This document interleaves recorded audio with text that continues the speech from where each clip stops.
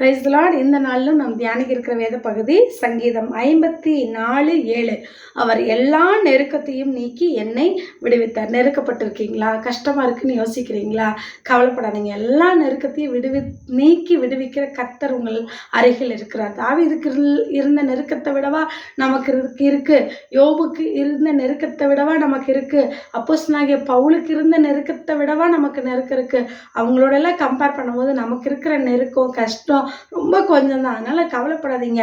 ஆண்டவரை தேடுங்க. ஆண்டவரை தேடும் பொழுது நீங்கள் கண்டடைவீர்கள் என்று வசனம் சொல்லுகிறது. எல்லா நெருக்கத்தையும் நீக்கி விடுவிக்க கர்த்தரால மட்டும்தான் முடியும். அதனாலதான் தாவீது அடிக்கடி இந்த வசனத்தை சொல்றார். ஆபத்து காலத்தில் நான் கர்த்தரை நோக்கி கூப்பிட்டேன்னு சொல்றாரு. உடனே கர்த்தர் எனக்கு செவி கொடுத்தார் அப்படின்னு சொல்றாரு. நீங்க ஆண்டவரை நோக்கி கூப்பிடணும். ஆண்டவரை நோக்கி கூப்பிட்டு கொண்டே இருக்க வேண்டும். ஆண்டவரை நோக்கி அபயமிட்டேன் என்று தாவீது சொல்றார். அதனால ஆண்டவரை நோக்கி கூப்பிடுங்க.